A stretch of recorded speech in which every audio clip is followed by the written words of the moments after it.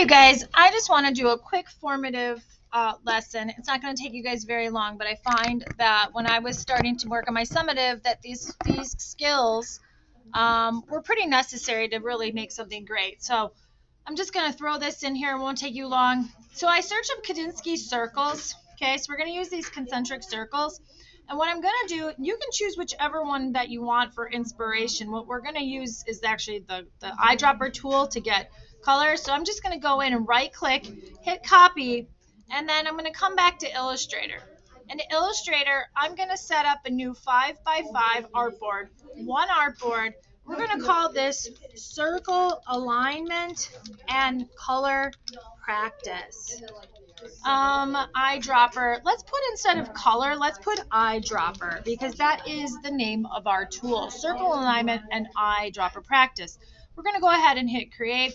We have the one artboard. I'm going to control minus just to zoom out just a little bit, space bar for my sticky hand and move it over, and we're ready to roll. I'm going to go to that ellipse tool eventually, but I'm going to go back to this guy here that I copied, okay, if you didn't copy it, and I'm going to go ahead and go control V.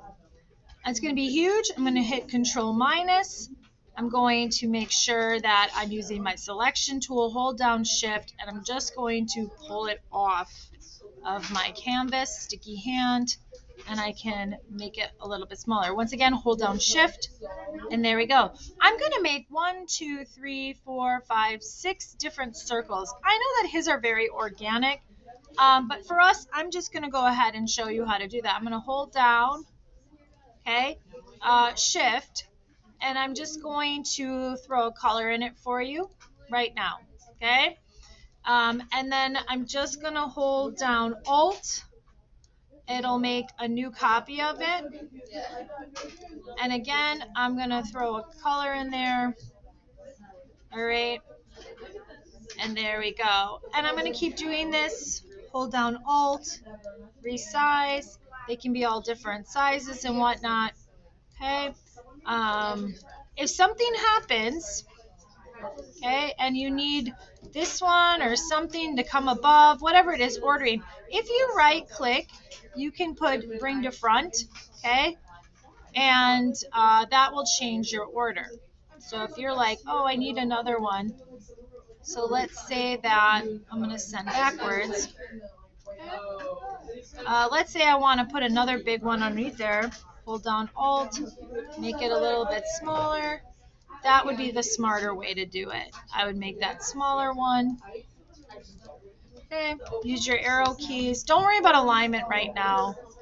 Okay, I'm going to make this one a lot smaller. Let's just do 5. Okay, I'm just going to do 5. All right. So first things first, I'm going to make sure that I'm going to select all of these by holding down shift and pulling, and now they've all been selected. And up here, I should see all of my different alignment. If you don't see that or want to use the window, go ahead and hit Shift F7 or Align, and it will bring up your alignment pattern, and you can bring it here. Now I can horizontally align them all. One direction, middle, okay, to the right. All right, I can put them all to the left. I can vertically align them, or to the bottom. Now, why is this am I able to do this? I have align to selection chosen. I do not have align to the artboard. Sometimes it matters, sometimes it doesn't. See, now it'll align them all the way over in the middle. Okay, so there's just a different preciseness with choosing that, and you might have to do that, all right, later on. Okay, so that's the alignment. So now they're all perfectly aligned if you want that. Maybe you like something like this. Okay, so now that's alignment, and that's how it works for this particular shape. There's also, you can distribute the spacing. I don't know what will happen if you want it equally or vertically. It doesn't really work on circles, okay? But it works really well in other applications that we'll learn in the future. So now let's select the outside ring, and I'm going to use my eyedropper tool. I'm going to go in and I'm going to paint this with a Kandinsky. And it's going to be really ugly at first because of those other colors. This way now I know that I am copying from someone I'm taking the exact colors that I want from his work that will totally look, okay, there we go. So that's how you paint something using the other colors, but let's also not forget about opacity, okay? So opacity is going to change the color of something when it's over something else, all right? So as you guys are playing around with this stuff, you can get some really cool techniques. All right, and there we go. So what I want to see from you guys is I want to see one set of perfectly aligned circles right here. Okay, hold down Alt, make a copy, and then I want to see you play around with the opacity as well. Doesn't have to be every single one. All right, just pull them out, maybe a couple. All right, just whatever looks. And then also, don't forget you do have a stroke. So you can play with stroke color too as well. All right. So maybe you want a really big white stroke. And that might be really cool at 100. Let's see. It says it's 100%, but it doesn't really look like it to me. I'm going to arrange that, bring that to forward, and drop down the opacity. So just have a little fun with it, okay? So make sure that this is off your board, okay?